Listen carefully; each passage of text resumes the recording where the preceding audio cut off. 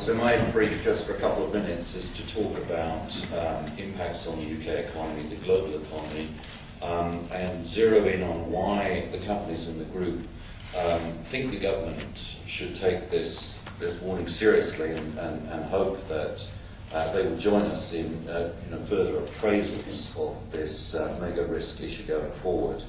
I think Philip has already touched on some of the things we talk about in the report. I always think that the agriculture sector is the best place to go when making the case of just how oil addicted we've become in the society that we live in. Because there, as you go through the whole value chain, from the soil and the materials that we put into the soil right through the tractor to the plate, at every step of the value chain, you have a huge need for oil. So we are going to be challenged if even a fraction of what John has described unfolds upon our economy.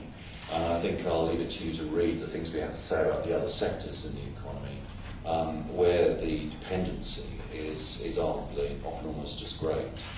So there are two categories of impact. There's the sort of incremental impact of the high prices. We all know what happened historically in the 70s and 80s with the periods of very rapidly elevated oil price and what that did to the global economy and the national economy in the periods of recession. John's already touched on the balance of payments issue, which is increasingly important as we go down that fairly steep descent in the North Sea after the peak in production in 1999 and the transference from export to import in our balance of payments in 2005. But we also talk in the report about the potential for supply shocks.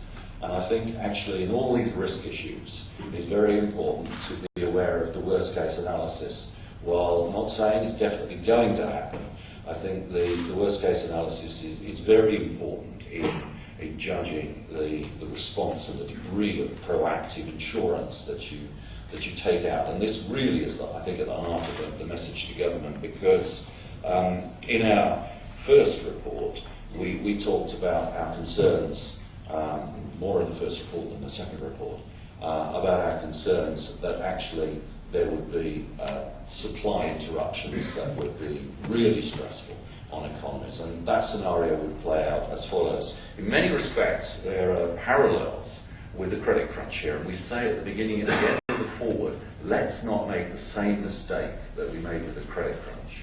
So an issue that is as seminal as the credit crunch, arguably more so if this premature peak scenario plays out in the way we fear, but also an issue where then, without the benefit of hindsight, the people blowing whistles about the problem that we might have with complex derivatives and the way they've impregnated the whole financial system were limited essentially to a handful of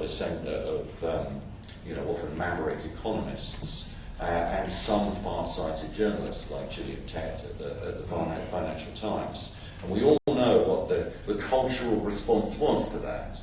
And Gillian, of course, was accused of scaremongering from the platform of the World Economic Forum. The rest is history. And there was a period in which, for a matter of weeks, the first stories started appearing about, crikey, maybe these complex derivatives actually do have problems, through to, blimey, some of them definitely do, to total panic. And then we had the credit crunch. And we say, let's not make that same mistake, because we've got a few years of warning to respond to the warning we're getting. And the warning this time is fundamentally different. It's not coming from a handful of economists and a few journalists. It's coming from a number of big companies. It's actually coming from the oil industry itself. The chief executives of Petrobras and Total are on record as saying they don't believe recently, they don't believe that we're going to get above 89 million barrels a day production. And this is the Petrobras CEO from Brazil with all the big discoveries that we read so much about. And so that's a more serious assessment than ours, although of course we see downsides that we talk about that can pull that total that we can ever achieve down below 92 million barrels a day. So this is really the core of why we think government needs to take this perhaps a lot more seriously than some of the statements to date, because in that scenario of a comparison to the credit crunch, what will happen is that the perceived wisdom will change equally rapidly in the oil industry, and just as most investment bankers could, we presume, stick their hands in their hearts and say, we have squeezed risk, our clever colleagues have squeezed risk out of complex derivatives. If the analysis we're presenting is correct, it's a cultural failing, and no one's telling lies or anything like that. It's just a question of an industry that's got its asset assessment wrong on the balance sheet. And that realization would then spread rapidly through not just the oil-consuming countries, but the oil-producing countries as well. And at that point, the real risk, of course, is that some of these players start saying, well, crikey, we have overplayed our hand here.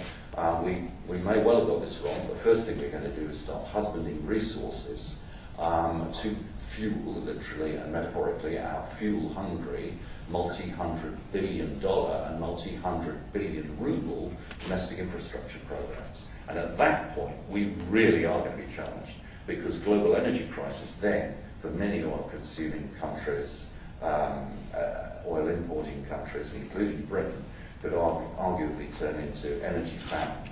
So this is why we're really keen that there should be as profound a proactive response as we can possibly see.